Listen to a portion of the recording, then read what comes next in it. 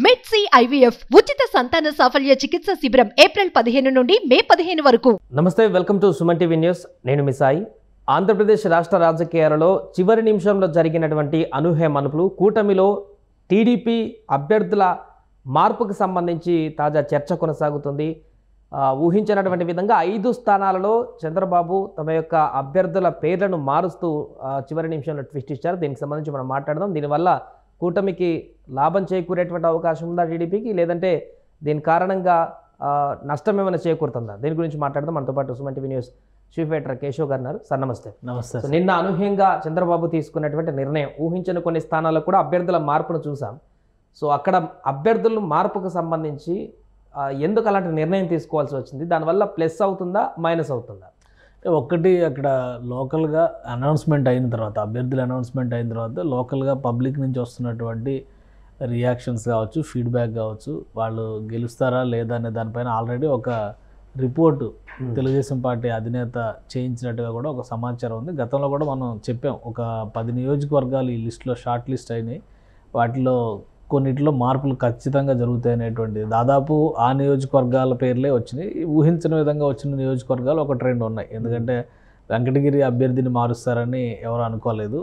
Already అక్కడ ఉన్నటువంటి Telugu Desam party రాజకీయ కుటుంబ పరంగా చూస్తే కనుక పార్టీకి సంబంధించినటువంటి వ్యక్తులకే ఇచ్చారు. కానీ మళ్ళీ కాదనుకుని పూర్వపు మాజీ ఎమ్మెల్యే ఎవరైతే ఉన్నారో ఆయన రామకృష్ణకి కేటాయించారు. ఇంకోటి మడకశిర విషయంలో మొదటి నుంచి ఒక ట్విస్ట్ నడుస్తూ ఉంది. అనూహ్యంగా ఫస్ట్ సునీల్ పేరుని అనౌన్స్ చేశారు. ఎవరు ఊహించిన విధంగా ఇప్పుడు మళ్ళీ ఎంఎస్ రాజు పేరుని తీసుకొచ్చారు. ఇవి రెండు కొద్దిగా సర్ప్రైజింగ్గా ఉన్నాయి. మిగతావి చూస్తే కనుక పాడేరులో గిడ్డి ఈశ్వరిని మార్చడం కానీ, అలానే మిగతా నియోజకవర్గాల పరంగా చూస్తే ఉండి వీటికి సంబంధించి ముందు నుంచి కూడా చర్చ నడుస్తూనే ఉంది. సో అంటే ఇవన్నీ ఏంటంటే, ఒకటి కూటమిలో సర్దుబాట్లు, 2 అభ్యర్థికి పరపతి పెరిగిందా లేదా అనేటువంటి అంశం, 3 సామాజిక సమీకరణాలు. ఈ 3 అంశాల ఆధారంగా తెలుగుదేశం పార్టీ అలానే బీజేపీ కూటమిలో మార్పులు జరిగినాయి అనేటువంటి విషయాలు అయితే స్పష్టంగా కనిపిస్తున్నాయి. కానీ మొదటి నుంచి ఏదైతే చర్చకు వచ్చిందో అనపర్తికి మాత్రం ఇంకా సస్పెన్స్ కొనసాగుతుంది. అంటే బీజేపీకి వెళ్ళి తీసుకుంటాడని క్లారిటీతోటి దాన్ని ఆపారనేటువంటి చర్చ కొనసాగినా కూడా ఇంకా ఫైనలైజ్ కాలేదనేటువంటి ఒక చర్చ నడుస్తుంది. అంటే అనపర్తి విషయంలో కూటమిలో ఒక అండర్స్టాండింగ్ అనేది ఇంతవరకు రాలేదు. మెయిన్గా ఏంటంటే తెలుగుదేశం పార్టీ ఫస్ట్ లిస్ట్లోనే అనపర్తికి సంబంధించి రామకృష్ణారెడ్డి పేరుని అనౌన్స్ చేసింది. తర్వాత పొత్తులో భాగంగా అనపర్తి సీటు కావాలని చెప్పని అది కూడా సోము వీర్రాజు బరిలో దిగుతారనేటువంటి చర్చని బీజేపీలో చేపట్టారు. సోము వీర్రాజు కాకుండా అక్కడ శివకృష్ణరాజుకి టికెట్ అనౌన్స్ చేశారు. అక్కడ ఆయన గతంలో సర్పంచ్ ఎన్నికలో లోకల్ బాడీ ఎలక్షన్స్లో పోటీ చేస్తే 1000 ఓట్లు కూడా రాలేదనేటువంటి విమర్శ చాలా గట్టిగా వినిపిస్తుంది. సో ఆ తర్వాత ఈ కాంప్రమైజింగ్ ఫార్ములాలో భాగంగా టీడీపీ అభ్యర్థిగా టికెట్ అనౌన్స్ చేసినటువంటి నల్లమిల్లి రామకృష్ణారెడ్డినే పార్టీలోకి ఆహ్వానించారు. ఎట్టి పరిస్థితుల్లో పార్టీ మారనని ఆయన భీష్మించి కూర్చున్నారు. ఇప్పుడు ఫైనల్ కన్క్లూజన్లో పార్టీ మారతారు అనేటువంటి విషయం సంప్రదింపులు జరిగినాయి. నల్లారి కిరణ్ కుమార్ రెడ్డి కూడా ఆయనతో మాట్లాడినట్టుగా ఒక ఇన్ఫర్మేషన్ వచ్చింది. ఒక అండర్స్టాండింగ్ ఉంది అని బీజేపీకి సంబంధించినటువంటి అధికార ప్రతినిధులే మీడియాకి అధికారికంగా చెప్పారు. నల్లమిల్లి రామకృష్ణారెడ్డి బీజేపీలోకి వస్తారు, ఆయన అభ్యర్థిగా నిలబడతారు అనపర్తి నుంచి అనేటువంటి ఇండికేషన్ ఇచ్చారు. సో దాని మీద ఇప్పుడు వ్యతిరేకత కూడా వస్తుంది. ఆల్రెడీ కొంతమంది నాయకులు, ఇప్పుడు లక్ష్మీ భూపతి రాజా, తర్వాత ఇంకెవరో ఐవైఆర్ అంటే వీళ్ళెవరో పార్టీలో ఒక ఓటుకు కూడా చెల్లుబాటు అయ్యేటువంటి వాళ్ళు కాదు. ఓన్లీ ట్వీట్లో కోతలు కూస్తూ ఉంటారు వీళ్ళు. ఎందుకంటే ఇప్పుడు ఐవైఆర్ కృష్ణారావు అనే ఆయన స్టేట్కి చీఫ్ సెక్రటరీగా పనిచేశాడు. చంద్రబాబు నాయుడు గవర్నమెంట్లో ఆయన బ్రాహ్మణ కార్పొరేషన్ అని పెట్టి ఈయనకి చైర్మన్గా దానికి ఇచ్చినటువంటి పరిస్థితి. ఆయన ఏం చేశారో తెలియదు, కానీ బ్రాహ్మణులకి ఎన్నికల సమయం వచ్చినప్పుడు మాత్రం ఈ విమర్శలు, ఆరోపణలు ఇవి చేయడం అనేది సహజంగా మారిపోయింది. ఇప్పుడు ఆయన బీజేపీలో ఉన్నారు కాబట్టి అనపర్తిలో జరుగుతున్నటువంటి రాజకీయం బీజేపీని ఏదో అబాస్ పాలు చేస్తుంది ఏదో చెప్తున్నారు. వాస్తవానికి అనపర్తిలో బీజేపీకి ఉన్న బలం ఎంత, దెందులూరులో బీజేపీకి ఉన్న బలం ఎంత అనేది గత చరిత్రను చూస్తే అర్థమైంది. పొత్తు ధర్మం పేరుతో పొత్తులో ఉన్న పార్టీలో గొంతుకు వస్తూ ఉంటే ఆల్రెడీ జనసేన పార్టీ గొంతుకు వస్తారు. 3 సీట్లు తగ్గించారు, ఒక ఎంపీ సీటు తగ్గించారు.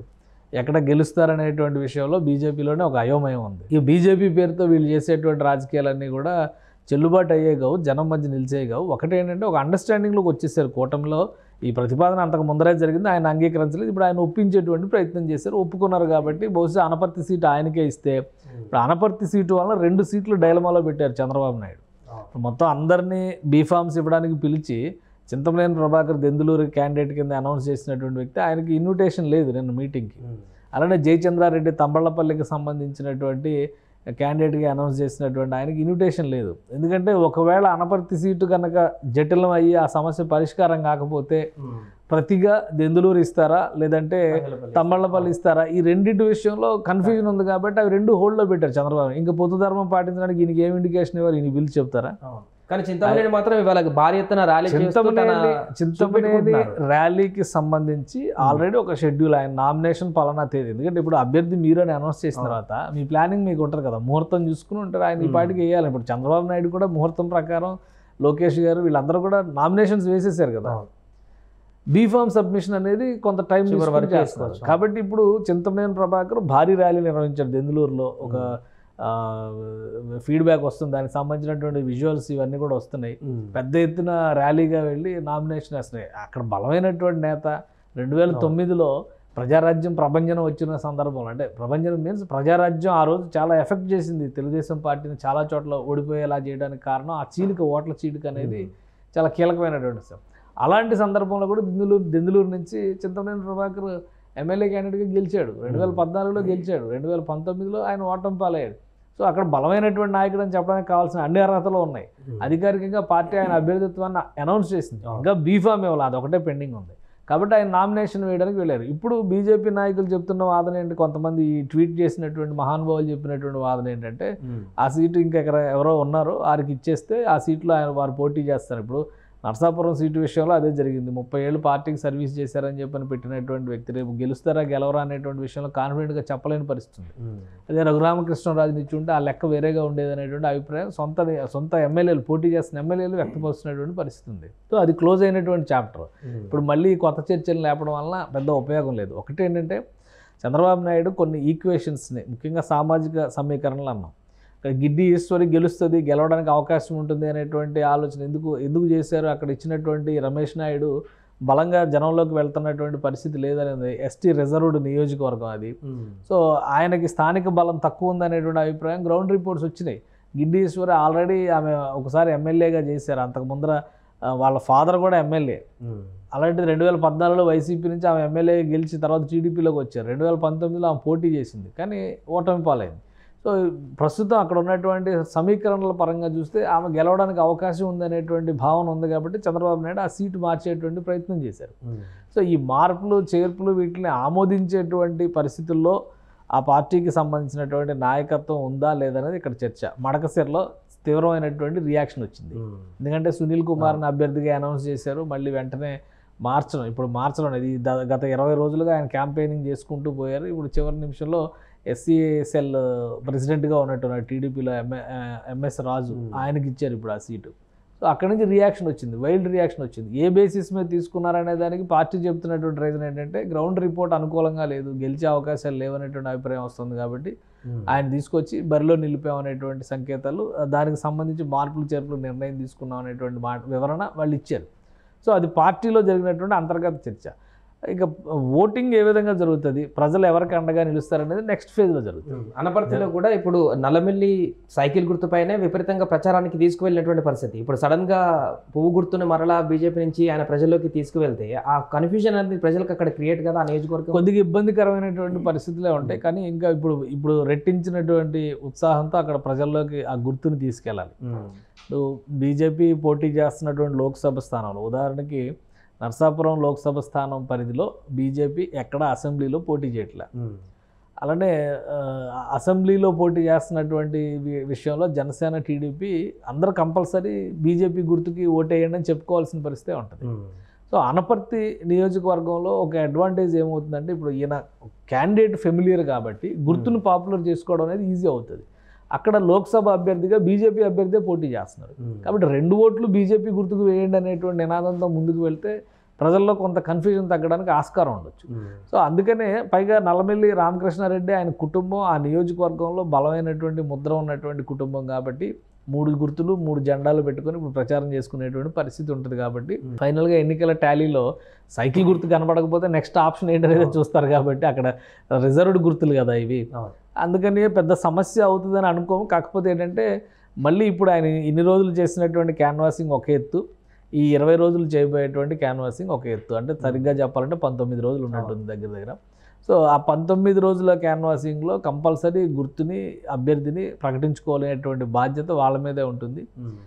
అధికారికంగా ఇంకా చేరిక అనేది కన్ఫర్మ్ కావాలి, ఇవాళ రేపా అనేది. అందుకనే ఈ పెండెన్సీ అంతా కూడా ఇప్పుడు తంబళ్ళపల్లి విషయంలో కానీ, చింతమనేని ప్రభాకర్ విషయంలో కానీ జాప్యం జరగడానికి కూడా రీజన్ అదే. సో వీటన్నిటికి కలిపి ఒక కన్క్లూజన్ ఇస్తారు. 23వ తారీఖు కల్లా మొత్తం అన్ని సమస్యలకి పరిష్కారం ఇచ్చేసి అన్ని సీట్ల పైన ఒక క్లారిటీ ఇచ్చేయచ్చు కూటమికి సంబంధించినంతవరకు.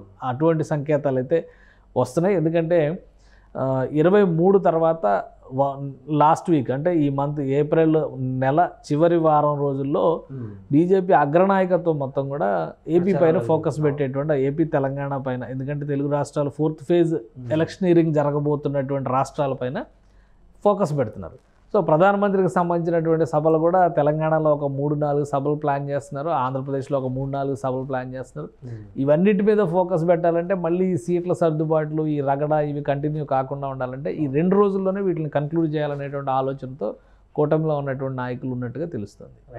సో మొత్తానికి అది టీడీపీ తీసుకున్నటువంటి తాజా నిర్ణయం, చంద్రబాబు తీసుకున్నటువంటి మార్పుల కారణంగా అనుకోని స్థానాలు కూడా మార్చి మొత్తం 5 స్థానాలలో అభ్యర్థులను మార్చి చివరి నిమిషంలో కొంత రాజకీయంగా హీట్ పెంచేటువంటి పరిస్థితి కనపడింది ఏపీలో. ఇంకా మిగతా 2 స్థానాలకు సంబంధించి దెందులూరు, అనపర్తి స్థానానికి సంబంధించి రేపు లేదా ఎల్లుండి ఒక క్లారిటీ వచ్చేటువంటి అవకాశం అయితే కనపడుతుంది. సుమన్ టీవీలో మీ పర్సనల్ అండ్ బిజినెస్ ప్రమోషన్స్ కోసం కింది నెంబర్కి కాంటాక్ట్ చేయండి.